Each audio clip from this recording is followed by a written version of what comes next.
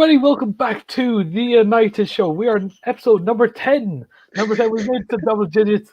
We are joined, obviously, with Dom, Matt, and obviously Niall as well. How y'all doing, lads? I have no idea what I'm doing splendid, RJ. How about you? Oh, I'm doing grand, man. We're doing grand. Obviously, good week for United. So we're going to start off. We're going to start off by last night. Last night was a very eventful night for United fans, especially 45 minutes of it, especially. All right, so we'll start with Dom. What was your opinion about the game last night between Roma and Manchester United? Mate, my positivity has gone through the roof. We're the best team in Europe.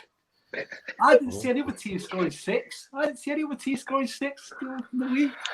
Did you, RJ? Did you? No, you didn't. I did not, no. Yeah, but that performance, it was a bit shabby the first half, but then we got it going. Solskjaer did his second half time, Showtime Reds. He got the champagne out, he got the Reds wine out for Fergie in the stands. He popped the cork, it hit Woodward in the fucking head, and he went, "Get the fuck out of our club." Then he rang the Glazers up and went, "How did you like that when you fucking come sell it up now?" But yeah, it was a good performance. I mean, yeah, fair, 100%. I think we can all agree on that. Matt, what do you think of the game? Especially the 45 minutes, but overall, what do you think of the game? We treated Chris Small like a sex offender in a prison in the second half. He was awful. We bullied him. And Cavani's actually the best striker in the league. I never rated him before that, but he's the best striker in the league. And I told everyone that we definitely would beat Roma, and everyone was like, "Oh, you're too confident. Beat them 6-2. We're the best, as Dom said, best team in Europe."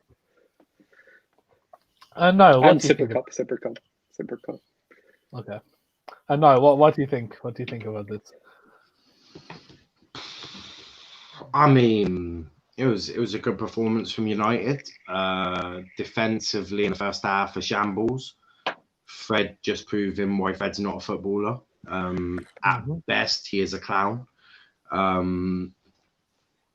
I thought I was surprised by Ollie's tactics in leaving Greenwood out. He's arguably the most informed United player at the moment, so I thought Ollie should have probably been sacked for that. Arguably, Cavani just showing what he's about. Really, he was perfect for that, and it looks like Lazio owe United another letter and 6 more cases of wine. Yeah, fair enough. I mean, look, wait, Lazio? Yeah, what do you mean by that now? So you lot are fake United fans, right? So basically, when you beat Lazio 7-1 in the Champions League under Fergie, Lazio are huge rivals with Roma. So the Lazio fan group sent you a letter saying, like, "Thank you for beating Roma, blah, blah, blah." And they sent you 7 cases of lovely red wine to say thank you for doing it. Okay, fair enough. I mean, learn your history, you bum. That's all right. At the minute. Anyway, so you're fired. My opinion of okay. All right, so obviously, good performance by lads. Second half United, like I said, we've been that for the entire thing. You know what I mean? But yeah, we move forward. 6-2. Dom, how do you see the second leg going? You know what, right? I just say we go for it. Let's just fucking smash out the park. Let's just go with the strongest team going. Fuck the changes that people want to see. Let's just go and get the goals. Let's just go and fucking ruin it. Let's go and show everyone why we actually deserve a trophy this season, because the season's not been bad from where we started and now how we're finishing. It's fucking a very good improvement if you look at it. Solskjaer's got the Showtime Reds back. He's got Paul Pogba playing like a world-class midfielder again. He's got Eddie Cavani being Eddie Cavani. He's even got Mason Greenwood back up on his little form that he always has at the end of the season, which hopefully he can bring into the new season as well. Yeah, 110%. Matthew, what do you think about the second leg? I think it'll be boring, to be fair. I think we'll just we won't play our strongest team. I think we'll just be 0-0, to be fair. So I don't think it's worth watching. I'll still watch it, but it's not going to be worth watching. Yeah, 110%. And now, what do you think about the semi-final? Is it going to be a good match, or do you think it's just going to be a bit of shite, to be fair? I think it'll be a good match if you want to see some of the fringe players. So I fully expect Ollie to play the likes of Brandon Williams, Diallo, Van der Beek, Tuanzebe, Bailly, Tellez. I expect full rotation from Ollie. If not, I think you should really question Ollie's mentality. Because if he can't trust the fringe players, then you have to question if Ollie's actually got the balls to do the job. Because you can't just play the same players every week in, week out. It's ridiculous. You can towards the end of last season. You can, but You can. You can, but then you'll have what happened against Sevilla last season happen again, which is you'll burn out before the final, and then you'll lose the final. I don't think we burnt out against Sevilla. I think we're nowhere near the Premier League. If we drop any points to fucking Liverpool this weekend and City beat Palace, but that's what I mean. You need to rotate. Ollie needs to. The one thing that I have questioned Ollie about this season is he hasn't rotated near enough in some of these games. Real Sociedad, you did not need to start that strong. You really didn't. You had a 4-goal advantage. You did not need to start Bruno, Marcus Rashford, all of that. Ollie didn't trust the players, and that's part of the problem. He needs to be able to rotate his squad. I don't think we burnt out last season though against Sevilla. I think we just played. You badly. did. You all So they were on their feet. Bruno looked absolutely exhausted.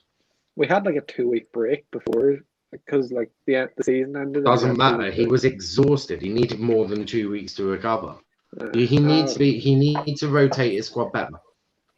I'm a massive Ollie fan, but squad rotation. Does he have the players to rotate them? The protect easily. Well? So when you when you had a 4-goal lead against Real Sociedad, he didn't have the players to rotate. That's fair enough. Are you Football's fucking kidding? game. Football's a weird game. You don't know what's going to happen in football. You really do not. Okay, so so if your fringe players can't hold on to a 4-0 lead against Real Sociedad, you've got bigger problems than I first thought. We haven't got a fucking backup squad. Have you seen our squad depth? Why not? Is Brandon? Okay, let's go player by player then. Is Brandon Williams much worse than Wan-Bissaka? Not really. He could do a job. I'd say Tuanzebe and Bailly could do a job at centre back. Both prone to a mistake. Both prone to both could do a job when you've got 4 goals in the bank. If you think about it, now, if you switch that whole back line, Tuanzebe did quite well against PSG as well. Let's say you keep Harry Maguire because he's always going to play. Yeah, sure. So let's say you put your Tuanzebe or your Bailly, and then you play your Brandon Williams and left back Tellers, and then you keep changing your keeper. Well, he'll be the Europa League keeper from now on. Mm-hmm. That's going to really fuck with the confidence and the strategy that we have on the Solskjaer learned on the third. No matter what the game not is. When you've got 4. Once you keep that back line, it keeps the confidence. That's why you win Premier League titles. You've got the confidence in that back line. Well, you're not winning Premier League titles at the moment. And you're only fucking 1 or 2. Things have changed back from where you can do it like Fergie. Right? Things have changed. Players get tired. Right? Players get tired. Right? You can take Lindelof out of the team and put any player in there. They'll do a good enough job. Heck yeah, I could probably do a job instead of Lindelof. The man's got no pace anyway, right? Brandon Williams could do a job at right back, especially when you got 4 goals in the bank. Tellez is a very good left back who could do a job at left back. Then you could put Donny van der Beek and Matic in midfield. That's not a problem. Yeah, that's not when you got 4 goals in the bank. Then you can play Diallo. Then you can play Dan James. Then you can play, I don't know, Pogba. Or you can't just change the lineup. You can't just change. Why not? Why not? For a game where why not? For a game where you've got a game where you're already through, where you shouldn't be conceding that many goals. Look, if you're worried about defence, leave Maguire back there. If you're worried about defence, leave Maguire back there. There's your captain there. I'm worried why not? Tellez plays. Bloody hell. Never mind fucking everyone else. So you can have Tellez, you can have Maguire. So you're telling me a defence of Tellez, Maguire, Tuanzebe and Brandon Williams can't do a job when you've got 4 goals in the bank? Brandon Williams against Roma will probably get sent off in the side 15 minutes. Not if you tell him to be careful and he's actually... No, not, he the thing is, He comes on the pitch and every 2 minutes he gets fucking booked. Yes, I love the play, right? I love him as a football player. I love his fucking attitude for football. That's where your captain needs to... Yeah, but that's where your captain... He hasn't been... Name me one time he's been sent off in his career then. He should have been sent off against Chelsea in the Carabao Cup when he But literally... name got sent one off time... in the 23 game against Liverpool. He got sent Okay, off no, City. no. You don't get sent off for headbutting Everyone's someone. Okay, no. Okay, let me reword it. Name me one time in his senior career where he's been sent off. Name one time where he didn't get booked without looking at Google. But booked is not the same thing as being sent off. Harry Maguire's been booked plenty of times this season. And you've seen how many games he plays. Yeah. He actually gets the 90 minutes and he plays like fucking 60-odd games a season for Manchester United. Williams has more yellow cards to start this season. Whatever. The thing is, he's not ever been sent off. In his senior career, he's never been sent off. Last season, he had clever. Exactly. So why can't he do a job at right back then? You've literally just proved my point. He can get yellow carded. No, I haven't. What are you on about? You've just said you get a yellow card, but he's not stupid enough to get a red card. Hence, there you proved my point. He's not got that football brain yet that tells him not to fucking just calm down for a bit. He loves to go back in and in. The thing is, firstly, he has never been sent off in his senior career. Secondly, you've literally just said that he's clever enough not to get himself sent off. No, I didn't. I said Harry Maguire's clever enough not to get himself sent off. Oh, I thought you were on about Brandon Williams. The thing is, Brandon Williams still has never been sent off in his career. Not yet, because he gets about 4 minutes in the game. I mean, it's cool if you want to keep playing the same players week in, week out, but when they get burnt out in the final and you lose it, don't come crying. That's all I say. That is all I said. Because they didn't expect us to get to the fucking final, to be honest with you. To be perfectly honest with you, I did not expect us to get to the final. Well, you don't expect United to get to a Europa League final? Oh, lad. You're for support playing and stop talking to me about other teams, man. Oh, where are you? Is that the way we just do things? So just because someone supports League One club means that they can't talk stay in your lane down there. Look, lads, all right. We're gonna move on, right? To some more positive news, right? We're gonna move to some positive news, okay? Now, all right, and okay. We're gonna talk about Cavani. It's just a really unintelligent way of thinking about football, just judging people by where they are in the league. You think a player who gets an average of 4 minutes per game has he ever been sent off? Has he ever been sent off? No, exactly. Under 23s game, okay. Liverpool, Chelsea, City. I said senior. Yeah, but he gets 4 minutes per game. Exactly. You can't tell me a senior time. I wouldn't even get sent off to play 4 minutes average per game for Manchester United. What about last season when he was playing? What about last season when he was playing full games? Fuck me! Wow, this guy. What? So last season when he was playing full games, what? So last season when he was covering for Luke Shaw being injured, playing 90-minute games, didn't get sent off then. But I guess they were only 4-minute cameos. I'll take you back to City. Oh, City again. Chelsea, Arsenal.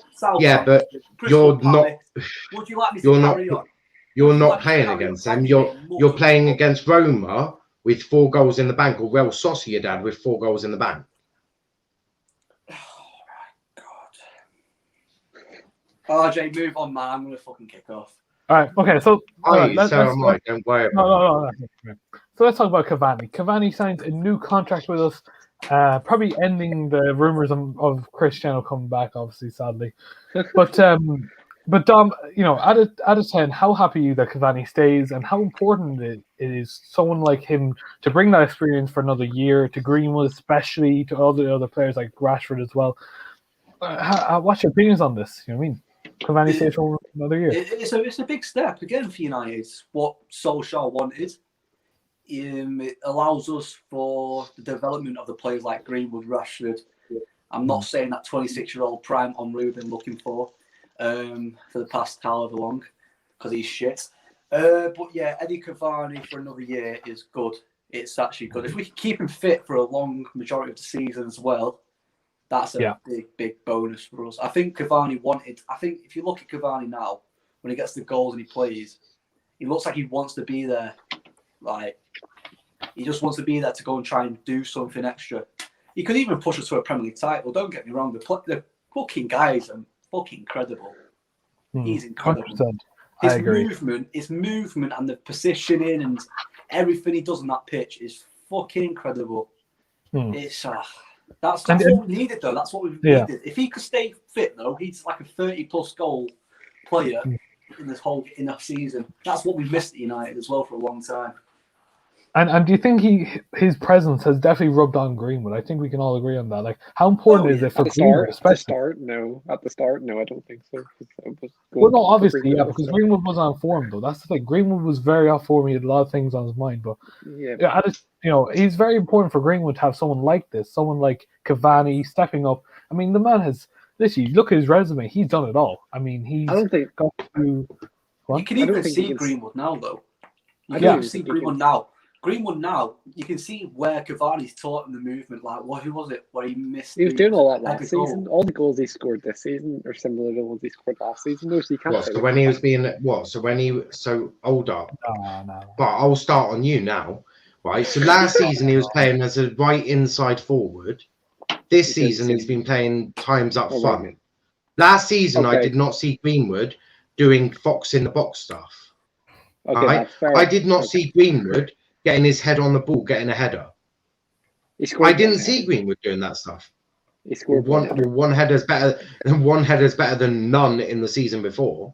You can clearly see the impact that Cavani's had. It's actually ridiculous to not be able to see it.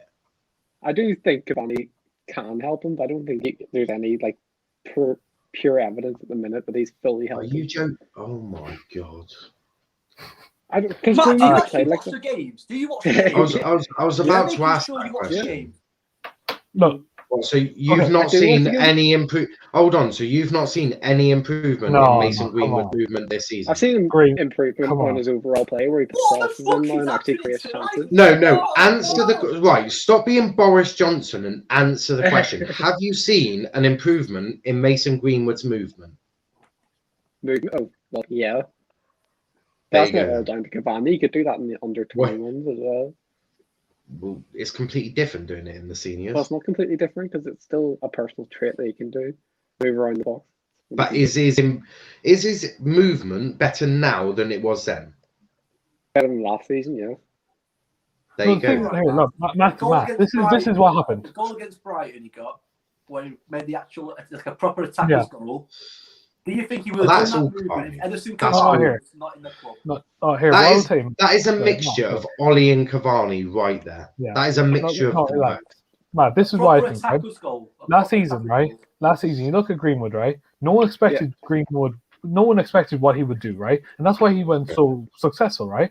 This season, people kind of understood, this is what he's going to do, lads, so let's get him out, right?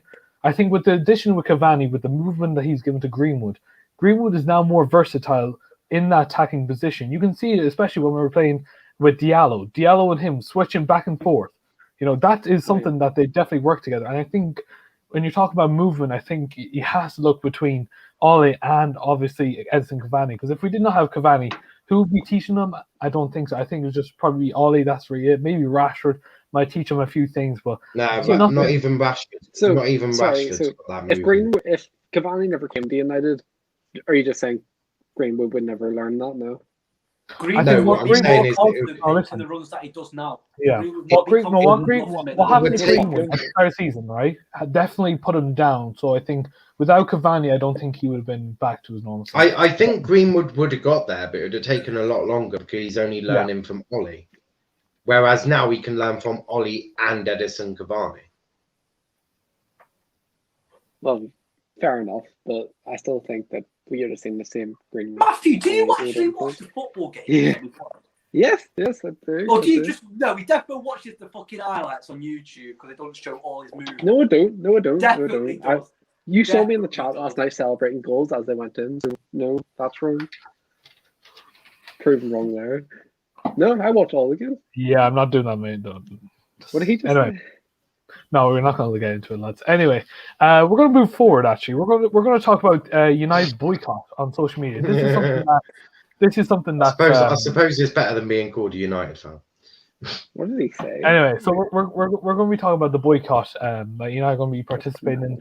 Obviously, you know, a lot more organizations like the FA, the Women's FA, loads of other organizations, especially clubs as well, will be participating in this boycott on social media. And to be fair, I do think this is a right step because let's be honest, social media have not done enough to tackle racism, sexism, anything like that over the last few years, probably even since its creation. Let's be real.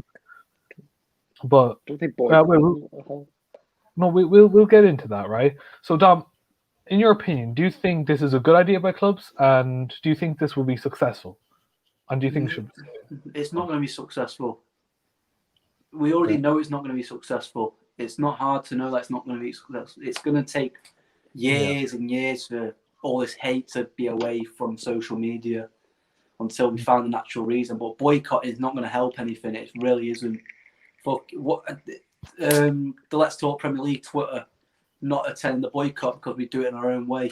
We stand up to discrimination and racism and everything like that by talking about it on streams. But what's the point of closing all social media down and then coming back to it? It's all going to happen all over again. No, it's not. It's. I can see why they've done it, but is it going to be successful? Yeah. No, it really won't because it'll just keep happening and happening. But I don't know. It's what they've chose to do, but that's my point and stand on it. That's fair, I guess. Matthew, what's your opinion? You did speak out obviously before I finished, but what? No, no problem. Obviously, you know, your opinion's obviously valued here, but what's your opinion? Obviously, it is a big topic, and we do need obviously, you know. I suppose it's got people talking about it, so like I'm sure that has helped a bit, but like I don't think it'll be an overall success. Yeah, I mean that's fair. Niall, do you agree with the lads, or you know, are you on your own? I disagree with the boycott. The best example I've got: go put your head in a bucket of sand and sing yourself a lullaby.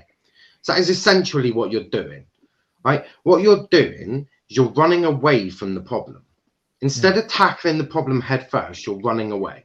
What they're expecting is, oh, we'll leave for a bit, and then we'll come back. Oh, it's still there. Oh, well, why? We left for 4 days. Wasn't that enough? No, because you're not tackling the root of the problem. The root of the problem has been the education system. The root of the problem has been how we've allowed it to get this far. The root of the problem is we haven't dealt with the social media companies. We haven't put fines. We haven't put punishments in. We've allowed them to get to this point. Will the boycott do anything? No. Name me one thing this boycott will do. Nothing. It has got people talking about it. What I would like you to do is I would like you to literally put your head in some sand for 4 days and cry your problems away, because that's all that's going to happen. We've got to tackle the root of the problem. Now, is it not better for them to be on social media? Maybe not the players. Maybe the players need to leave. Maybe they need to do this for 4 days. But why the hell are the FA? Why the hell are the clubs doing it? They need to be on their platforms calling this shit out. They need to be looking through their comments going, that's not okay. Screenshot it, post it. That's what they need to be doing. Because at the end of the day, by walking away, by running away, you achieve nothing. This boycott will have no success. Nothing will change, because it's much deeper than just people doing it on Twitter. We need to find out why they're doing it. We need to try and understand what these people are thinking to make these comments. We need to be teaching the kids of our generation or younger about why you shouldn't do this. I know it sounds mad. I know that you shouldn't have to teach a kid not to be a racist twat, but it's clearly learned from somewhere, whether that be from parents or from friends or from whoever. We got to find the root of the problem and deal with it. Running away never works. It just doesn't. How does running away from the problem help? I get it with the players because they're the ones who are getting it. Right? So, Fred, Martial, if them lot boycott social media for 4 days, I understand that. Full respect to them. The FA, the Premier League, the PFA, so they all need to still be on their platforms dealing with this. Yeah. They need to be on their platforms calling this shit out, because at the end of the day, until we get to the root problem, nothing gets fixed. So no, in short, no, the boycott does nothing and won't improve anything, because you're not dealing with the root of the problem.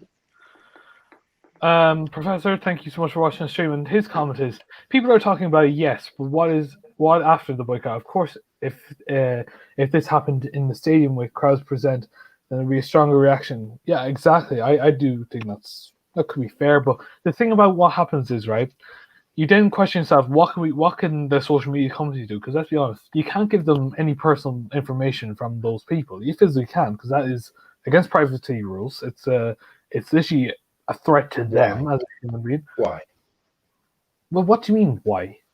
If it's done in a safe and secure way, why is it a problem?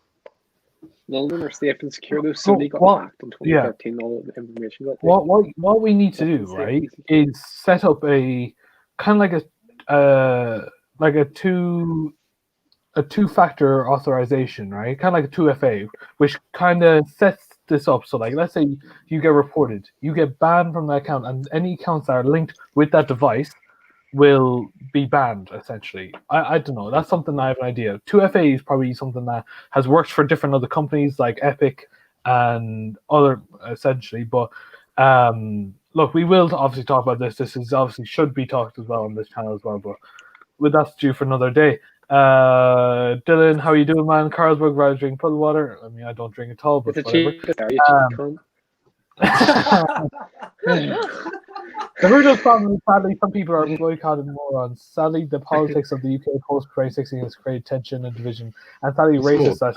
It's much. Of course it is. Of course it is. But that for me. Schools wish you would be on it. We wish we'd love you. We'd love to have you on here, man. But sadly, we can't. That for me, yeah.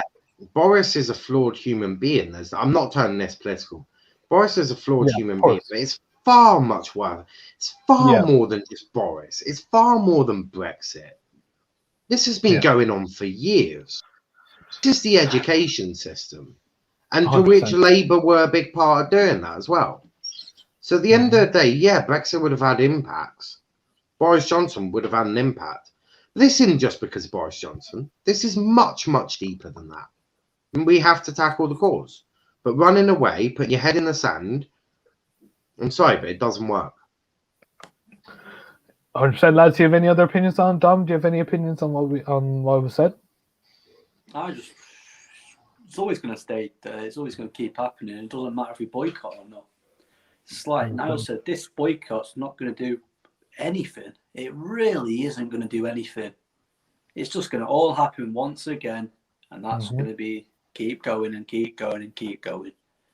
But I don't know why the fuck someone's mentioned Brexit. Fucking hell. Of course, it's been happening for years, but yes, Brexit and Johnson is turning point, at least a validation. No, for it isn't. It's not. That's Brexit. Why are you talking about Brexit? But anyway, look. This has been going on for an absolute donkey's years, way before Brexit. True.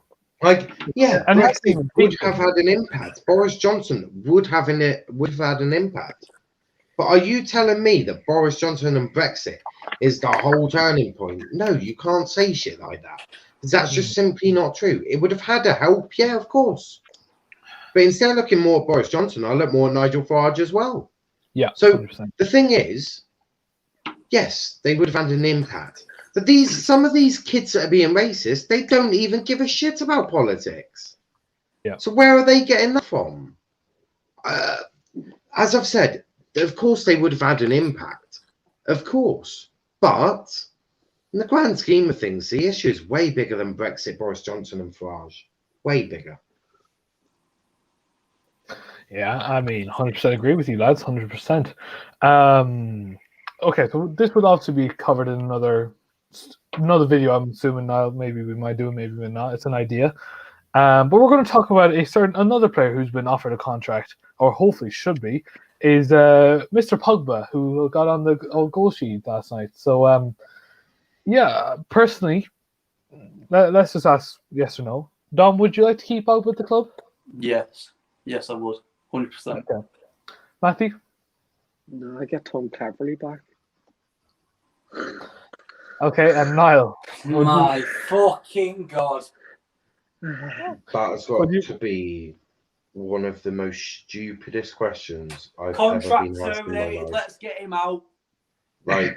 I was RJ, joking. if you seriously just asked me if I think you should extend Paul Pogba's contract, have you really just... I love you, RJ, but what? No, it's just this quite no. But the thing is, right? What I will say is, well, can someone name me one reason why you wouldn't extend his contract? look, the only problem I have is not Pogba itself, but if we're going to give him a new contract, Or if you're going to mention Riola, it's going to be with Riola. But has Ollie already proved that he can handle that dickhead? Yes. Yes. Did Riola kick up the biggest huff of smoke I've seen before a huge Champions League game? Yes, I did. How did Ollie deal with it? Shut Riola down within seconds. Fair. So you've got a manager who can handle that dickhead. You've got a player who absolutely loves and adores his manager, who's playing for his manager. To not extend Pogba's contract. I don't think we would have lost in Leipzig that night if Real hadn't. Well, of course not. But Ollie, since that, has dealt with it brilliantly. Well, what I think is, if we do keep Pogba, I do think Donny will have to leave. Because I don't see... Because he will never start. He will never start. Okay, look at City's bench. Look at City's bench. I was just about to say, do you not want depth? How on earth? But you look at our ranks. Look at our ranks. Look. Okay, so what happens if Pogba gets injured? Okay, so what happens if Pogba gets injured? Would you rather be bringing on Donny van de Beek or Fred? I think more McTominay, but okay. Are you serious? The thing is, right, Donny deserves a bit of game time next season, like a lot more. He would fucking get it because if Pogba signs that contract, I can't see that happening. What, so is Pogba going to play every single game of the season? Probably will. It'll be Pogba. He doesn't do that this season, RJ. No. The reason why he didn't do this season because he's got COVID. Okay, so RJ, do Man City players play every single game of the season? Of course not. Use Mahrez as a squad. So does that mean that they are fresher for when they do play? I guess I didn't know. Look. And would you like to compete? And would you like to compete on all four competitions? Yeah. Okay, so for that, what are you going to need? So let's work it out. So so you've got 38 Premier League games. You've got 6 group stage, 1 knockout, 2 knockouts. That's 8, 10, 12. No, 1 minute. So 6 first knockouts. So that would be 8 quarterfinals. That's 10. Semi-finals. That's 12. So that's 13 games. FA Cup. So 3rd, 4th, 5th, 6th. Quarterfinals, semi-final, finals. So that's another 8. Then you've got League Cup, which is you go in at round 3. So 3, 4, 5 quarterfinals, semi-finals. That's about another 6 games. So let me just do math. So that is 16. So that's 40, 56, 59, 69, 75 games. Would you like Pogba to play 75 games in one season? No, looking at that, I understand what you're saying. Excellent. Thank you. I'm I'm just praying, right? I'm just praying that Donny does get more game time because he does deserve it. I mean, every time he's played for us, he has. No. Listen, no. I'm just saying, as a Donny fan, I do love Donny because just the energy that he brings to the club. Do you mean that's what I'm saying? But yes, and I would keep Pogba. Yeah, I would keep Pogba. That's what I will say at the end. You I don't wouldn't have to fucking sell- bring Tom Cavani, but The thing is, everyone always says this. If we keep Pogba, we have to sell Donny. Or if we get another striker, we have to keep Right. Martial. Why can't you do both? Right? Why do you have to have Dan James and McTominay and Fred as backups when you could have Martial, Donny, Tellez as backup? yeah, I guess you're right. To be fair, I don't understand why you need to weaken your squad. I don't think it's not that. We just strengthen it, not weaken. Because we don't have I think depth. what I believe is right. But selling Donny, I do think next season Pogba weakens your squad. No. What I think is right next season.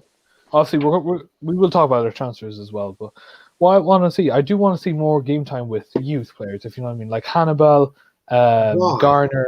Yeah, we do that for the last 2 games of the season, RJ. We don't do that now. No, but I'm talking about the cup game. RJ, unless they're ready, they don't play. And also, but what happens if let's say Pogba you're saying Hannibal? Okay, so you're saying Hannibal's not ready? Come on, the kid is literally on fire at the moment. Is he playing for Manchester United first team? He's in the first team squad. Yes. Is he playing first team? He can't. No, he's not at the moment because he's injured. Okay, so Ollie clearly doesn't think he is ready, does he?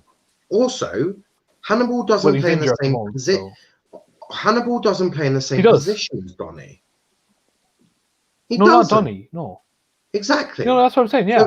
So, but I'm saying. So who plays in Donny's position through your youth ranks? And say James Garner right there. Galbraith. No, Ethan Galbraith. Galbraith, yeah, Galbraith would be. So are you wanting him to be a card in the Premier League? No, I wouldn't know. I would say like in cup games, like Carabao Cup. So you can play him in the Carabao Cup, but so you take out 6 Carabao Cup games. Donny has still got the opportunity of 69 games where you're gonna need to have him and Pogba. Like. The thing is, Fred needs to be sold. Like you need to sell Fred. He's not good enough. That's if we get McTominay, you can keep McTominay as a backup if you really want. He's experienced. He probably knows the game. Could also play centre back if you're really on bad. If your injuries, hold up. What? I wouldn't sell Fred. Why? Because he showed last season that he can be a good player. It's just this season he hasn't even been. I think his performances are being a bit. He's actually a good player. He can't even make a 2-yard pass. No, Fred's performance has been a bit up and down recently. His performances before he started making all the mistakes were very, very well. But he can't play a 2-yard pass. Look, what I think about Fred is I think we'd be good as a backup. I don't think we should sell him. Well, we need to do something with him. We need to do something with him so that he can actually do better. I mean, I don't know, send him on I don't know. Sure, we need send him on an education course to be able to play a 2-yard pass. You know, he's not a CDM either. When he was at Shakhtar, he wasn't a CDM. Well, how many box-to-box midfielders do you want at your club? You've got Pogba, Donny, McTominay. Well, then who are you? Not that much. To be honest, now we had about 6 on the third. We had Owen Hargreaves, Michael Carrick, Paul Scholes, Darren Fletcher. All of which are better than Fred. Carrick. But you just said how many do we want at the club? Well, I don't know. Many's well, no, think about it. So you've got Donny. The way City do. We were competing with City. So you've got Pogba, McTominay, Donny. Then you've got Gaithwaite. Then you got James Garner if you want him. I mean, you can keep Fred, but he would be right at the bottom of my pecking order. I play Fred. If we found a way to to literally strengthen him a bit more, Even I to think link we him. should put him like a backup CDM if Matches does go sometime soon. Because He's not I a personally think CDM, he's not a CDM. That's why. no, we can change That's him into a why- CDM. He just needs to bulk more. Like I said, first season he joined, right? He was a weak as a feather. He was doesn't matter. Look at Kante. What's the difference between him and There's Kante? an I know, element of fair enough, that. fair enough. There's an Come on. element of that, but he hasn't got the passing ability to be a No, lone that's what CDM. I'm saying. I think over the summer, I don't think he's going to get picked for Brazil. If he does, then probably not. We'll do it at Yeah, the start of but the season, right? He's had how many years You're to improve forgetting- his He passing? was one of our No. top. He's one of our top forward players last season, I'd say. Yeah. That wasn't difficult, Matt. Did you see some of your players was, last though. season? Yeah. Oh Bruno no, I got mean top. last season Bruno got Martial top. was like fucking on fire. You were Martial was, literally like, second. 7th, then you bought Bruno, and then you shot up the table. He played really well against PSG as You well. were Played playing really well Dan against City. James as a Played- starter. No, Fred's in his element beat when there's Chelsea. more things to do on the pitch. Fred is more in his element when that happens. Yeah, when it's, there when is. it's He actually sort of bossed United Kante. have more of He the bossed ball, Kante he looks a bit against Chelsea. lost. No, when United No. have the ball more, he looks so lost.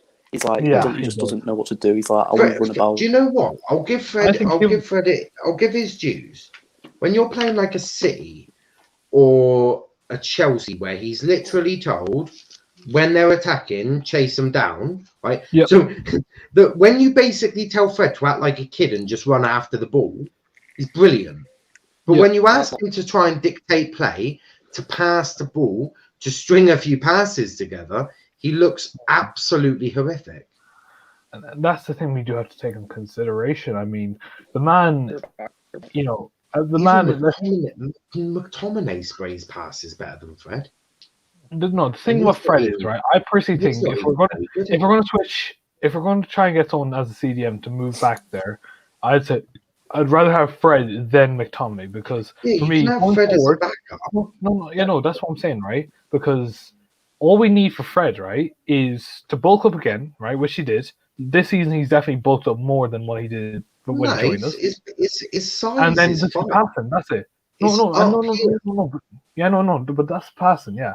Passing and strength. Once we get those two, he might Or be a even just decent that. little His super sub. his reading of play is That will horrific. take time. That will take time. Do you mean? RJ, he's like 25, mate. So RJ, 20. you just said you'd rather start Fred over McTominay, but he can't cut No, passing no. lanes. But he can't cut No. passing lanes. I wouldn't know. What I would say is, what I would say next season, right? Have Fred as a backup CDM. But what we need to do over the summer is tell him how to pass a 2-yard pass, right? And try and I wouldn't say copy, but try and do what Kante does, pretty much. Literally, just tell him to run everywhere. You've just compared Fred to Kante. You don't No, want what Fred. we want You don't want Fred copying another player. You want Fred to be Fred, because his little brain ain't gonna be able to. His little brain ain't gonna be able to go. Oh, Ollie wants me to pass the ball, and he wants me to read play, and he wants me to do. He'll get bloody confused after the first sentence. You need Fred to be like a Michael Carrick. Get Carrick to train for a bit and then see how it goes from I there. don't even think that would work. That's What what I happened think last you season. should do What happened last season? is what you could potentially do is let Fred be maybe 6th choice centre mid once you get in Declan Rice or someone. Then see how Garner does on the loan at Brighton or something. And then when Garner's ready, just get rid of Fred and sell him and move him on. You don't need to keep every player that's played at United. Fergie. James Garner's on the watch list for Leicester City.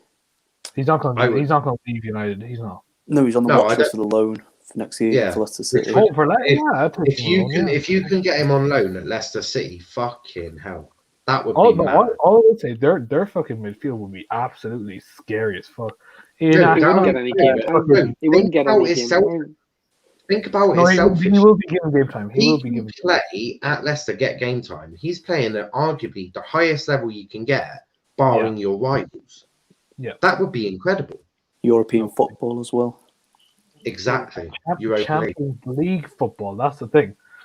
Not just some average fucking. That's what I'm talking about. Champions League, wouldn't it? That would be because that'd be a pretty good. Then just literally give Fred a letter go, and you've got a year to sort your shit out where you go. No, Fergie did it all the time, right? He did. Zaha. Right? I'm That Saha. was Moyes. Saha. That was Moisey. No, Saha. What? Oh, Saha. Oh, sorry. Yes. Saha. Saha, Sorry. yeah. Saha. Yeah. You said He was Zaha. he was a good. Well, same. Was. Near enough. They're not He same. was a. No, I know he's not the same. Similar name, Z and an S. Try and pronounce them different. Zaha. Zaha. Exactly. Oh my Not God, even let's you just can talk do about it. football. Sound Stop exactly talking the about fucking same. And what pronunciations and names. saying is Saha was a really good really good player. But Fergie didn't keep him for too long because he went and got Tevez. So you can switch these players around. You can sell players. You don't just have to get them in. When I say your depth needs to be improved, what I mean is you don't want to be selling someone of Donny's capability because the difference between Donny and Fred is gargantuan. It's huge, right? Yeah. You can replace Fred with almost anyone, right? You're not asking Fred to do anything that any other player with legs could do. Apart from Matic, he's got a Zimmer frame. You're not asking anything too complicated. When I talk about depth, I mean Donny is just a talent that you really want to keep. Fred is a replaceable that you can replace with anyone. Like Carrera was, I guess. I agree. Look, what I think you're saying about depth is important because, like I said, City have the best depth in the league by a country mile. They have the best depth in world football. Yeah, there's no one better than City for depth. Just You can't even say they don't. Yeah, Bayern don't even have That's the good depth. Bayern do not have good depth. I personally think, right, if we can somehow, and I'm going to say this now, if we can somehow get in some players like Rice, like Sancho, like even another striker, potentially, you never know how it goes, lads, because like I said, we'll see how it goes. No, not Cavani. Sorry, not Cavani. Whoever's controlling the comments, I'm not going to stand by that, but that recent comment, ban the guy, please. Okay, Yeah. no Because I will not stand by that. I'm a United fan. I'm not standing by that. Adios, amigos. All right. What I was going to say is, you've got three positions you need to improve, right? Yeah. Right wing, CDM, centre back. Yeah. Don't go wasting money on a striker when you've just signed. Well, not striker, but like what I'm saying is like have those main positions, and if you want, say, bring up Joe Hugo maybe next season. You never know, right? That's why I'm sorry. That's what I meant. Like bring him up. Right, like he can do good for Oh no, not by no. Sorry, I thought I meant recruit. Sorry, got Cavani for an extra year. Yeah. No, what I would say, all I will say, one thing that would be actually very interesting is if we can get another right back, because I don't think. Do you think Dalot will actually stay at our club, or do you think we should? No, I think you should just keep Brandon. Why can't Brandon just be a backup? But what you love Brandon Williams? No, I think Brandon Williams is great. He's an old school defender. I fucking love it. It's about time this game. Yeah. Do you think that's going to work with VAR in the fucking league? You're asking me? My team's in League One. Brandon Williams tackles are brilliant. I fucking love them. Actually, I actually enjoy watching Brandon because do you know what I see? I see a bloody man putting in a tackle instead of a pussy jumping over the ball and acting like a fucking fairy. I actually like him because he puts his foot in. Makes a damn tackle because sometimes he doesn't think and he just takes some cunt out. He'll push Hudson-Odoi into stands. I like that shit. It's flair. It's what I want in a defender. I want someone to be a bit edgy because that's what United are based on. You've had them. You've had fucking Moy Keane in your midfield. You can't get more of a flaming aggressive flary player than you. Crikey, that man destroyed Erling Haaland's dad's career. With VAR. People like, I fuck VAR. I'm going to burn VAR down at this rate. I'm going to wait for them to get rid of it. I'm going to wait for the last person at Stockley Park and then just blow it up. I'm done with VAR. It's a bunch of bullshit. The referees in this country are bullshit. Game's a bunch of pussies. Fancy taking Brandon Williams on loan now? Fancy taking Brandon Williams on loan? Fuck it, mate. The thing that we'll do to have a player like Brandon Williams at our club is unreal. Such a talent. No, he's such a talent. I'm sorry, but he is one player that I do rate because he puts in them tackles, because he is aggressive. Oh, mate, if you could have him on loan at our goal, firstly, we play lovely football. And secondly, I'd love watching him bloody taking out left wingers every week. Are you sure you're not getting you're not getting blinded by his recklessness, though, and it's just reminding you of what. No, I love it. It's what I want. No, it's how I view the game. That's what you want. Yeah, but he's also not being sent off, so it's recklessness. I guess. Well, right. Okay. So okay. So let's move on. You know what? If someone can organise Brandon Williams to come, do you know? I'll put a tweet out to the Argyle Twitter page. I'll see if we can. Okay. Hopefully, right. Okay. Let's move on. Right. So we're going to talk about our upcoming game this weekend. You know, the Northwest Derby, one of the biggest derbies in the world. Liverpool, Man United. How do you see this going? Well, let's start with Let's start with this question. How important is this game to you, right? Dom. Oh, how important is it to me? Yeah. Well, it's important. It's really important. It should be important for every United fan, no matter where Liverpool sit in the table. It's fucking Liverpool. It's one of the best games, the rivalry, the history around it. And it should be a game that all United fans should be fucking not scared, but self-aware what Liverpool could do to us. You could say about the strikers not being on form and things like that, but Liverpool against United, you don't know which way it's going to go. One goal changes the whole complex of the game. It really does, but I'm excited. I'm really excited. I want to see a Greenwood hat-trick would be perfect. I will actually be running around Manchester. What you said about him in the group chat, you disgraceful cunt. To see Mason Greenwood score a hat-trick against Liverpool, oh wow. That's an orgasmic thing. I'll see Gary Neville fucking bathing his fucking toddler out on his Twitter page after that. But the game's massive. What an image. The game is massive. If you don't think this game is big and this game is important because of where Liverpool are sitting and how they've been playing, you're fucking stupid, because this game is a big game for us. It's a very big game. Because if we lose, City could have already won the title by 12:30 on Saturday. Yeah. It's still a very big game for us. And plus what Matthew would say, we're still on the title charge, aren't we, Matt? Yeah, 21's going home. RJ said it's a massive game, RJ. I mean, it's just a massive game. Yeah, exactly. And I'll just ask you one thing. Is it the biggest rivalry we have? Out of all the teams we have, do you consider this to be the biggest? Yes. Yeah. Them and Arsenal. City don't even come in the top three. So you know what, right? I think it's Leeds ahead of Arsenal. I really think the historic around it is.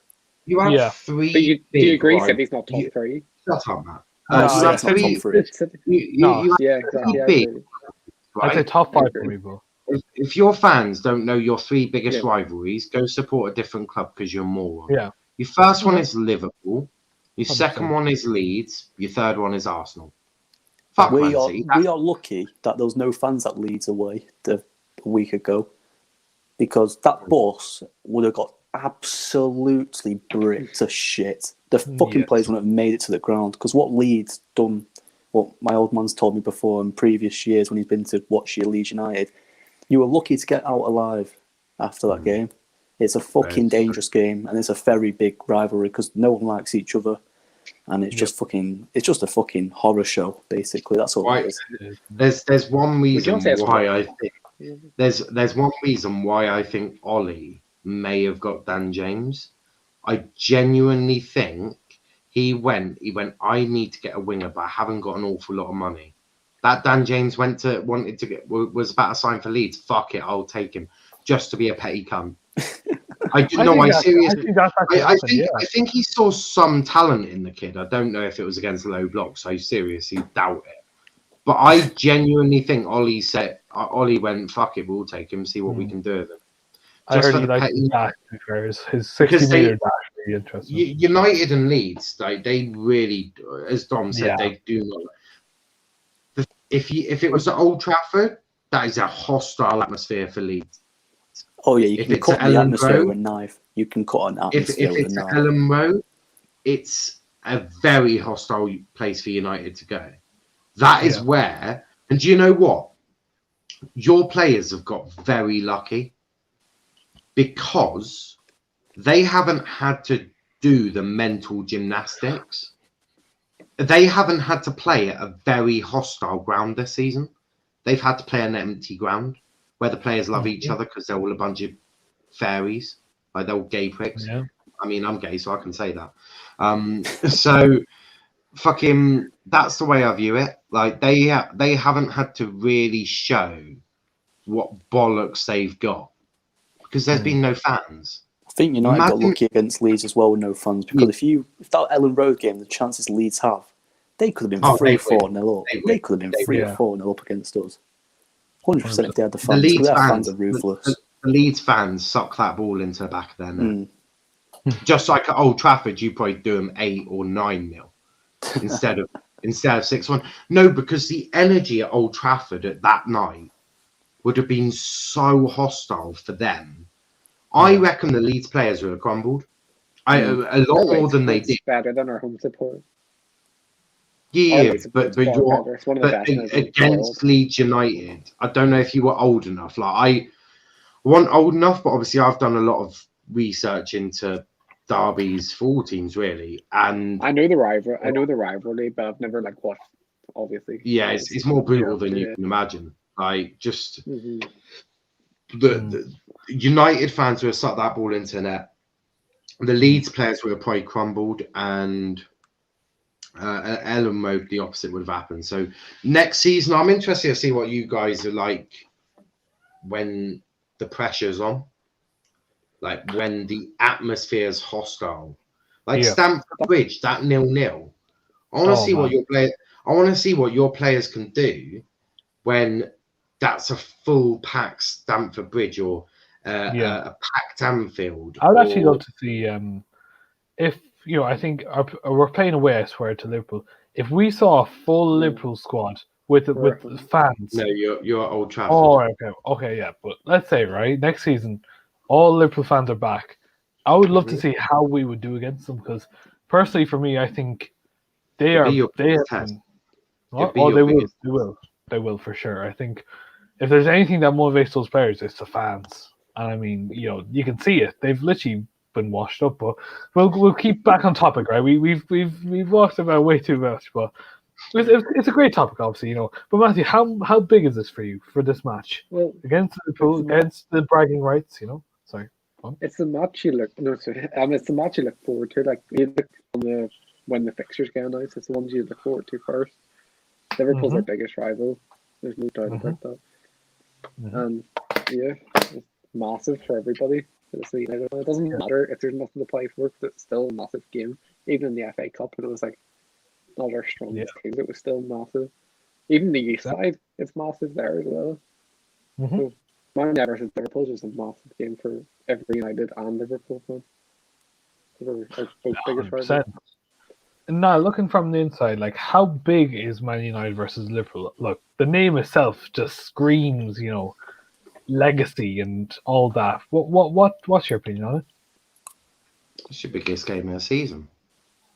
It's the biggest rivalry in the world. There's not one game that's bigger than United Liverpool. It is your biggest game of your season. There's nothing bigger. Nothing trump. Yeah, the Manchester derby, boo-hoo. I mean, I saw Maguire and Stones hugging at the end of that game, so I'm questioning the hate in that game. That's why I also question Maguire's mentality. Certainly wouldn't. I'll put it this way: if I saw an Argyle player hugging an Exeter player, that man that puts on an Argyle t-shirt in his life, he gets sold extremely quickly. But Liverpool United, you lot have hated each other for years. You've never. I'm surprised you, Tom and Jeannie, actually get on, because none of your fans actually like each other. I don't like Tom. He's a wanker. We're doing a preview tomorrow. I'm joking. If I see lovey-dovey stuff in a preview, I'll be flabbergasted. Oh, you will not know. You will not see it. At the end of the day, you lot absolutely you hate each other. There is not a. As a neutral, the games I look forward to the most are United Liverpool, United Arsenal, and then Chelsea Spurs, and Spurs Arsenal. So they absolutely them clubs absolutely hate the shit out of each other. But my favourite derby is actually Newcastle Sunderland, because oh my god, they literally they would kill each other if they had the opportunity. Not Celtic versus Rangers, or are you just talking about England? Well, that's a different level. That is a different. If we're talking of all time, that's huge. And people may laugh and call it small because we're where we are, but Plymouth Exeter is a huge one. Oh, mate, if you see some of the tackles, Aston Villa as well. Like, no, I don't. If you see some, well, I'll put it this way: you'll see about 7 players from each team go 5 feet in the air. Just think about Roy Keane, Gary Neville, Paul Scholes all flying into tackles in Derby. Just times that by about 10, and then you got a Devon Derby atmosphere. Like that is literally what you see. You just see players just flying in somersaults. Like that, the referee 9 out of 10 times loses complete control of the game. I mean, like I said, when you talk about United, that's proper football. When you talk about United and Liverpool, like I said, the history the two of them have, probably one of the most dominant teams we've ever seen from the English division over the last 20, 30, 40 years, let's be real. I mean, you look at King Dalglish, Sir Bobby Charlton, all the way to now. If you're losing 1-0 in the 90th minute, I expect Harry Maguire to hit someone. It's minimum expectation as a fan. Harry, you know what to do, my guy. You know what to do. But no, I'm not joking. Like that, for me, if you're losing 1-0, 2-foot Salah. That is as a fan would be the minimum I expect from a captain. Yeah, fair. I mean, what I will say about this game, I think out of all the games we've ever played, like I said, over the last few seasons, I think this is the biggest one, for a reason. Like I said, we both agree this is not over yet until the last whistle blows. Fuck. All right. I'm just saying, right? If we lose, that's game over. It's game over, and Liverpool have cost us. Do you mean it always happens? Like I said, you look back. Look back. Like I said, I know it's very unlikely, but like I said, if we don't win the title, I don't want it to be because of the loss to Liverpool. I think that's what exactly. I agree. That bit I understand. Between hope of winning the title now is the most retarded thing I've ever heard.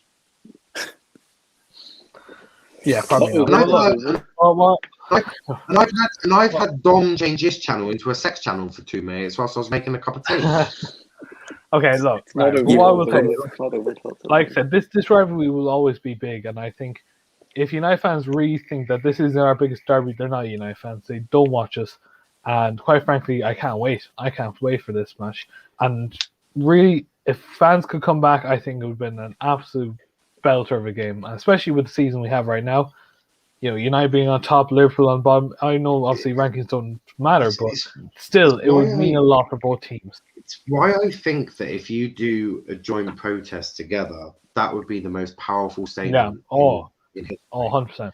If you had United fans and Liverpool fans come together to protest their owners, I don't think people understand the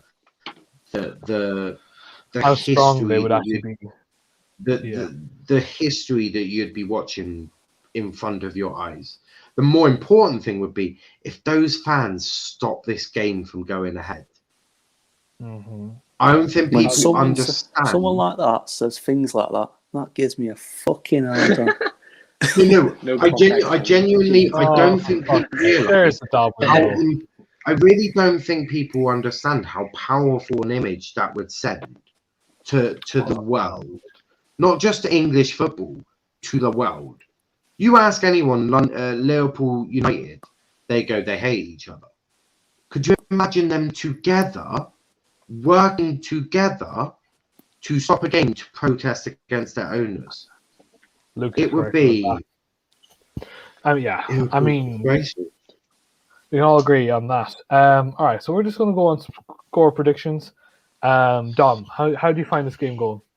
Obviously, we will do a prediction tomorrow, but I'm gonna have to go. I'm gonna have to go with my heart. I'm not set because anything can happen in this game, but my heart is going always with United. My head sometimes on the stream is not going with United, but because it's Liverpool, I'm gonna go 3-1 United. Liverpool will score first, though, and we'll get going in the second half.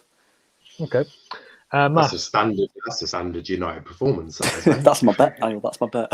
Let me guess. Let me guess. Your equaliser is from the spot by Bruno Fernandes. Of course it is. No, of course. Yeah, why not? All right, Matt, what's your score prediction? I think we're going to come back from 2-0 and finish 3-2. I think it'll be a high-scoring game. Okay. I like it. Now, what do you think this is going to be? I know you said 0-0 written all over it, but are you sticking to that word? Yeah, I don't see actually any goals in this game, if I'm being fair.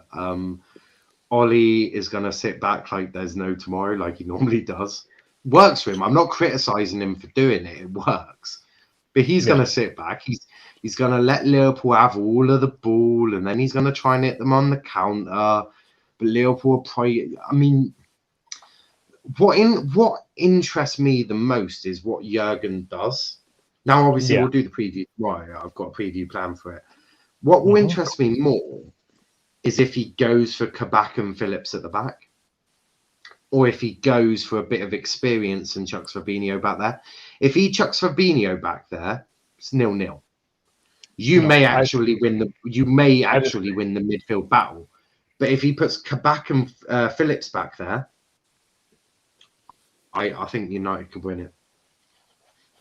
I think I disagree with you. I think if Fabinho's not playing CDM, we win. If he does play CDM, I think there's a chance of us drawing. I'm just being honest, because Fabinho playing CDM is probably what? No, because if Fabinho plays a CDM, they win the midfield battle, because they then have Fabinho man marking Bruno out of the game, right? Yes, yeah. So that basically, and then you'll have Wan-Bissaka, Shaw with Fred and McTominay stopping Salah. Like you don't really need to worry about Mane too much, too. You could just have Wan-Bissaka or Mane. But you need to focus on Jota as well. Of course, but that's what Fred and McTominay are there for. They're the double pivot. They're literally like, and I don't want to be disrespectful when I say this, but they're like dogs with a bone. Like they're told, they're workhorses. They're literally told, go chase that ball, don't let it get past you. That's literally their job. They don't have to do fancy shit. They have to do all this dictating play. All they have to do, chase the ball, don't let it get past you. Don't let that ball get towards Harry Maguire or Lindelof. So that's all they have to do. It's the only part of their game they have to do. They just have to get the ball and get rid of it. That's all they have to do. Ollie keeps it simple for them. So if Fabinho's playing in that midfield, he man marks Bruno out of the game. But if Fabinho's having to play centre back, he's having to worry about Cavani. Well, who's going to be man marking Bruno? What, Milner? What, Thiago? What, Ronaldo? What, they're going to be man marking Bruno Fernandes. So this is what I mean. If Fabinho's playing centre back, no one's man marking Bruno. Your biggest threat is going to be man marked by Gini Wijnaldum. But if Fabinho's in there, it's going to be man marked by Fabinho. Right, so that's why I say that. I am more intellectual about it than just that. But Well, I get your point. Yeah, we will talk about this tomorrow, obviously, with the preview. My prediction, I'm actually going to agree with Dom on this. I do think it'll be 3-1. I think the exact same order, but I think it'll be, so I'll say probably Salah will probably get the first goal. Bruno will get our first goal back. Cavani maybe diving header 2-1. Mason Green would finish off. That's how I see it, right? That's usually how it works. I don't think we smashed them. I personally don't, because just the way our team is, but just on a personal level. I hope Greenwood bags a hat trick, but that's just because I love Mason Greenwood personally. Like, that's. But Dom, who do you think, imagine the kids? All right, Dom. In your opinion, who do you think would stand out from our players? Who would you like to see stand out? Ooh. And who's the most dangerous out of Liverpool? I'll add that, right? So one United player that will be good tomorrow, not tomorrow, sorry, on Sunday, and then one that we have to fear. I'm going to go for the one we had to fear first, and I think it'll be Thiago. If we let him have the room that Newcastle had the room that gave him on last weekend, he's going to cause a lot of problems for us. He'll give a few thumbs up here and there, but it will cause a lot of a lot of thumbs up. It causes a lot of I love problems the for thumbs us. up. Yeah, but I think for United, I just think he's going to play Dan James. I really do. But I don't know. But if Dan James plays, I think Rashford would be our biggest player on that pitch. If it was Greenwood instead of Dan James, I'd say Greenwood. Well, I was about to say, do you think he might put Greenwood through the middle, Dan James on the right, and then bring Cavani on in the last 30 minutes? Well, we've seen that before, haven't we? Where Cavani comes on for the last 30 minutes and gets when he for the last 30 minutes, that's a fresh Cavani going into a Lion's Den. That boy has more fun than most little kids on Christmas Day. Like Cavani with Cavani against tired defense. Oh my god, he has a field day there. I've got a feeling go on. I just think you put Greenwood up there, tire the defence, bring Cavani on if nothing's working. I've got a feeling it's going to be like the same lineup as... And then take Dan James off and move Greenwood to the right and Cavani up top with Rashford. I think it's going to be the same lineup, though, as the FA Cup game. I think it'll be the same lineup. What Solskjaer Bruno not to play? Oh, Bruno will play, yeah. He'll come in for one of the midfielders. Oh, okay. Sorry, yeah. Oh, no. Do you think it's going to be like the same one we had except for Cavani? Yeah, I think they'll play like the two. I think they play like the diamond for Sunday rather than the wide one with Rashford and Greenwood up top by themselves. I don't. No, I think Pogba will definitely start. Pogba will start on the left, Rashford on the right, Bruno, Bruno, and then Greenwood up top. I don't think he does. Rashford shouldn't start. I personally don't think he should. I don't think he does start Dan James, you know. Yeah, no, I don't think so. I think he'll go the same format as he did in that Europa League game. I personally think. I think he swaps Cavani for Greenwood. Maybe. Do you think Dean Henderson has a big Cavani, because Cavani play like Henderson will be part of it. Yeah, Henderson will be part of it. Yeah, he'll have a big game, I think. Yeah. Okay, yeah. We'll move on to you, right? Right. We'll move on to you, Matthew. Right. So, 80 minutes. Didn't he play 80 minutes on Thursday? About 80. No. 85, I think. Did he? Oh yeah, something like that. Matthew, right? So, who's going to be the player that's going to affect Liverpool the most, and who's going to affect us the most? I think Salah obviously be the one that affects us the most, and I think Dean Henderson can be our standout player because they create loads of chances, they just can't finish them. So it'll make Dean. I know it's like kind of cheating, like it'll make Dean Henderson look really good. I think, if he keeps a lot of their chances out. So, I think Dean Henderson will have a big game. Niall. United's best player and Liverpool's best player. I know we'll go over tomorrow again, but who do you think? 1 minute. Sorry, I just had to text my dad. Right, so I've got two answers to this, right? Okay. If Fabinho's playing centre back, Bruno is your biggest threat, without a shadow of a doubt, right? Because Bruno versus Gini Wijnaldum, Jesus Christ, Tom's gonna cry. But if Fabinho's playing CDM, I think your biggest threat will be Pogba on the left-hand side. Okay. Their biggest threat? Salah. It's got to be Salah. Okay. There's absolutely no one else on that team that I think United should fear. Thiago maybe one dub. He'll get stopped by a double pivot quite easily. They're like dogs with bones. Oh shit, Fred! Thiago has the ball. Go chase him down. Good boy. Thiago's got the ball. Go chase him down. Good boy. Exactly. Like the double pivot will handle Thiago with not much of an effort really, because if Liverpool play with Gini Wijnaldum, they're already playing with 10 men. I think the biggest battle, and I'm excited, is going to be Salah versus Shaw. Yeah, and 100%. I just hope for Salah's sake that Shaw doesn't have him in his back pocket again for another game. So that might just do his confidence in. No, because Luke Shaw has been the best left back in the world this season. That I don't want to hear anyone else say another fucking left back, because he has been the best left back in the world. If that man is not the starting left back for England at the Euros, Southgate, do go fuck yourself. Yeah, well, he doesn't have a lot of competition. I mean, Ben Chilwell. What? Christ. Did you just say he has a lot of competition? I said he doesn't. He doesn't have a lot I of was competition. just about fucking say, what's your fuck man? Yeah, because Chilwell. Kenneth Chilwell. Baker from Ireland is a really good left back for, and he's got really good competition against. Yeah, go on, Barry, take him. Barry, Lee. Go on, Barry- take him. Go on, Oh, take him. Shit, Take him. is he Come another on, player? Go on, take him. Take him. Is he another player that England need to get? Probably will. Yeah, at this rate. We can take up Femi. He's this year best striker, but he's injured half the time. We've got Greenwood for our future striker, so we'll be fine. Yeah, I know. Anyway, Why do you think I want Greenwood up front so much? Got to replace Dickhead with someone, haven't we? And you're telling I'll give my prediction. And let's not replace Dickhead with Calvert-Lewin. That'll make me cry.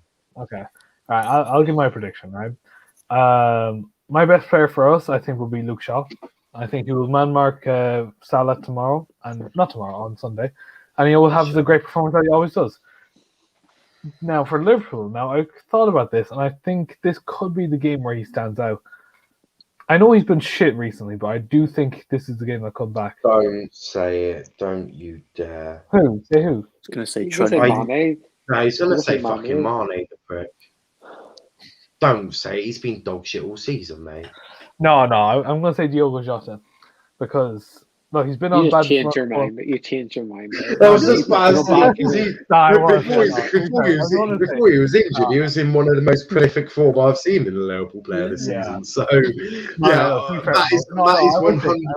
Matt is right there. You've changed your mind right at the end there. Yeah. No, I genuinely think if there's any match where he can come back, I think Mane could do this. I don't know. It's I feel like him, lads. I don't know. Like I said, we could write him off, and if we write him off, he will score a goal. We should not write Mane off. He has to come against the best defensive right back in the league. What if he switches? I mean, he can go centre. Do you mean? And I don't see fucking Slabhead and fucking Iceman. I see the double pivot. Okay, so I was just about to say he's either got to go on his outside to face Wan-Bissaka, or he's coming inside to face a double pivot. I don't really fancy chances on either. I don't know. Look, he was just a suggestion. Because Mane's not very good at a low block, and you're not going to play a high line against Liverpool. Yeah, fuck off. This is Ole Gunnar Solskjaer with a double pivot. That man ain't playing a high line again. You've got Victor Lindelof and Harry Maguire. There's no way Ole's playing a high line. Yeah. I suppose if you want a high scoring game, then Ole will absolutely play a high line, but I don't think he's gonna do that. That's fair. All right, yeah, okay. All right, we're gonna. That's all the topics I have at the moment. Like so we'll move to the quiz. Yeah, we're gonna move to the quiz now. Yes. So, like I said, it's been a great show. To be fair, we've talked about pretty much everything. We talked about the Cavani deal, the boycott, Pogba's contract, and obviously Roma and Liverpool. So we're gonna move on to. I think I've argued with all of you, which is a personal trait that I like to do. I love it. I win all arguments because I just spit facts. But I beat you in the quiz. argument. Fuck off, mate. You're a twat. All right. Well, can we go to the quiz? Matt, you're on the transfer list anyway. Lads, come on. I'll go to Stephen Featley's channel. I'll make his channel fucking. Oh my god. Parker, will you please, for the love of God, man?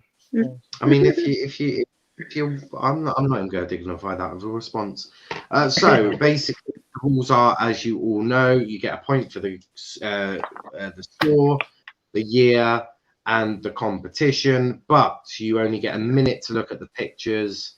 And yeah, so picture. Are you all ready? Yes. Are you ready, kids? Picture number one is this one. Okay. Oh, fuck off. Lads, I think this is not 1-0. No, this is 3-0. I promise you. It's 3-0. No, this is 3-0 because this is the way goal. This is the way. It's the away kit. It's 1-0. Yeah. How is it 1-0? Luke Shaw scored. It's 1-0. Luke Shaw scored no goal. Yeah. How? No, mate. This it's is 1-0. Right. No. We're going into the show. Oh, no. Hold on. No. 1-0 Barcelona, Champions League 2019. Mate, that's 3-0. Yeah. Bessie, this is it's 1-0. You're so stupid. It's their away kit, mate. Oh, no, wait. Oh, yeah, shit. My bad. My bad. Yeah. Fucking Okay. idiot, man. So So I what remember. are you going with? 1-0. 1-0 Champions League. Barcelona won 1-0, and it was 2019. Right. Yeah. Picture number 2. All right, That's the game we got beat. This is 2009 because I didn't know about the kit. 2009. This is 2009. Yeah, You heard 100%. 2009. That's not 2009, fella. That is 2009, man. Oh, That kit. did we not have? Do we not have black and the black stripe across the thing in 2009? No. That's That was 2007, 2008. isn't it? Yeah, 2007, 2008. That's when we had the black stripes. That's in 2009. I'm pretty sure for that, right? What I think is, who's I the think player? Robinson. that's Rooney. That's Rooney. No, I mean the Celtic player, dickhead. Don't know what kit that is. I think it's Celtic. No wait. I think we won 1-0 that game. If I'm I think we correct. won. I think we lost. Oh no, I 1-0. think 10 seconds to go. I'd say It's yeah, 1-0 we lost. Celtic, 1-0 2006. Celtic 2006. Because you can tell that he scored, right? So Yeah, we definitely yeah. did not score. And what 1-0 competition? Champions League. Champions League. That was when Celtic were actually good in the Champions League. So, picture number 2. 3. The 3, I mean. Okay. That's Newport, isn't it? No, that's not Newport. Not I Bradford. think. No, it's not Bradford. This is definitely 2015 because of Kit. This is Louis Van Gaal. It's in the FA Cup because I remember this kit. I think, and if I'm not correct, Niall can back me on this. Is that Cambridge? Because you can see in the background, lads, Cambridge Town at the back of the thing. Oh, Look right, at yeah. it. Oh, yeah. Oh, So Cambridge, Okay. and if I remember correctly, it's 1-0 because of that goal right there, Robin van Persie. I think so. Oh no, sorry, not sorry, not That's 1-0. not No, a sorry, goal. this was the We reverse drew this fixture game, was didn't 1-0. we? Yeah. It was 0-0, yes, because not Eric Bay, Daley Blind fucked up, and we could have literally lost this game. So this was Right. definitely 0-0 FA Cup 2015. Cash it in. 0-0. Right. You said, didn't you? 0-0. 0-0, yes, 0-0. So, Sorry, not 1-0. picture number 4. Oh wow. Okay, this is 2003 by the kit. This is Rangers. And this has to be in the Champions League because we never faced them anywhere else and anywhere back then. The score though. I Is mean, it home or I away? I don't think I was alive at this point. To be fair, I think I might have just been thank born, to be honest. yeah, I was born end of 03, so I must have been fucking not alive at this rate. But I mean, if we're going to guess, go 3-0 maybe. 3-0. 2003. Yeah, fuck it. You said 3-0. I'd fucking go 3-0. Let's I'm just that's my guess, like legit. Oh, God, I have no idea. 5 seconds. Do I What, go just for look that? at the picture or give an after the answer? 5 seconds. Just to I'm look so at the confused. picture. Oh, So right. it's 2003. That's what I Okay. can 100% tell you that. It's in the Champions League. Now I'm guessing 3-0. That's my guess, right? You guys can go for whatever else you want, but I'm guessing 3-0. Like, 'cause I've got fuck all idea, lad. Yeah, like I said, 3-0. I know it was 2003, but fuck knows the score. It's in the Champions League. It's like there's no other league, so You sure it's Yeah, no, 3-0? but- I don't remember beating Rangers 3-0. Not with I that mean, kit, that was just anyway. the top. That was the top fucking guess of mine. To be fair, We'll but go 3-0 then. Let's go 3-0. I have no Right. idea, fellas. if I'm wrong, I'll take the fucking blame. Your think it was last picture is this one. Okay, this is No. Astana. Yeah, Mm. this is Greenwood. If I'm correct, this is Greenwood's 4-1. first goal for the club. No, this is 1-0, man. Yeah. I swear this was 1-0. We It's not got the 1-0. only goal. We were fucking shite this No, game. I 'cause- remember, but No. it is 1-0. It was 1-0. Well, it's definitely Yeah, it is. 2019. It's 1-0 because Green was the only one who scored.